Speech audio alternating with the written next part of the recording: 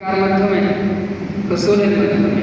আল্লাহ যে আমাদের প্রভু, আল্লাহ যে আমাদের রব, আল্লাহকে যে সিজদা করতে হবে, আল্লাহ যে ইবাদত করতে হবে, এটা জানতে পারছি কার মাধ্যমে? রসুলের মাধ্যমে। জোরে বলুন সুবহানাল্লাহ। অতএব রসুল হচ্ছেন আল্লাহ পাকের পরিচয় করে দেওয়ার জন্য আসছে। এই জন্য মূল ঈমান হচ্ছে রসুলকে নিয়ে। রসুলকে যারা ভালোবাসে, রসুলকে যারা মুহাব্বত করে, তারা স্বয়ং আল্লাহকে মুহাব্বত করে। বলুন সুবহানাল্লাহ। রসুলকে যারা মুহাব্বত করে না, রসুলকে যারা ভালোবাসে না, তারা আল্লাহকে ভালোবাসতে পারে না।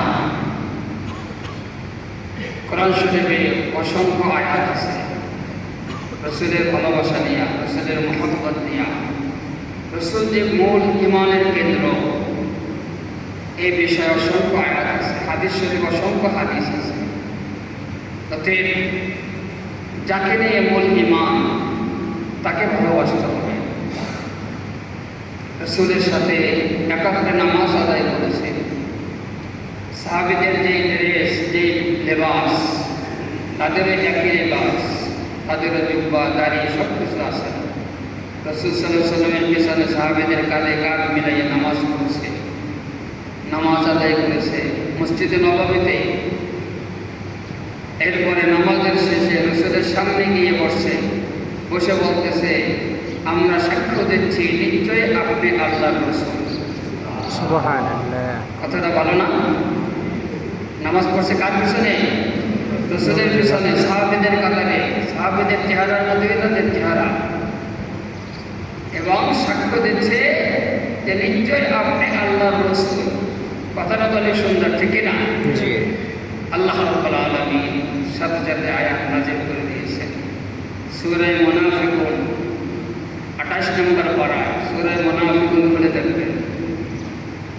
আল্লাহ রাব্বুল আলামিন বলেন, আমার হাবিব, যারা আপনার পিছনে নামাজ আদায় করলো, আপনার সামনে এসে সাক্ষ্য দিচ্ছে নিশ্চয়ই আপনি আল্লাহর রাসূল, আপনি তাদের কথায় বিচলিত হবেন না, তাদের কথায় বেশি আপনি আবেগময় হবেন না। কারণ এই মানুষগুলি আসলে ঈমানদার না, এরা হচ্ছে মুনাফিক। আল্লাহ বলেন, ক্বালু নাশহাদু ইন্নাকা লারাসূলুল্লাহ। আল্লাহ বলতেছেন, তোমরা যে সাক্ষ্য দিচ্ছ নিশ্চয়ই আল্লাহর রাসূল, কথাটা সুন্দর, কিন্তু তোমাদের অন্তরে এটা নাই। তোমরা নামাজ পড়েছো ঠিক, সাহাবীদের লেবাস তোমাদের লেবাস, সাহাবীদের কাতারে তোমরা নামাজ আদায় করেছো, সাক্ষ্য দিচ্ছ ইনি আল্লাহর রাসূল।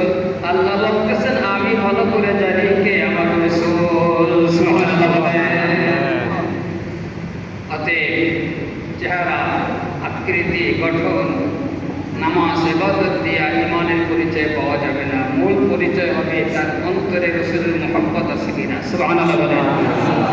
মুহাব্বত এটা দেখানো যায় না, দেখানো যায় না, কাজে পরিণত হয়, কাজে প্রমাণ হয় যে সত্যিকার অর্থে রাসূলের মুহাব্বত কারা করে।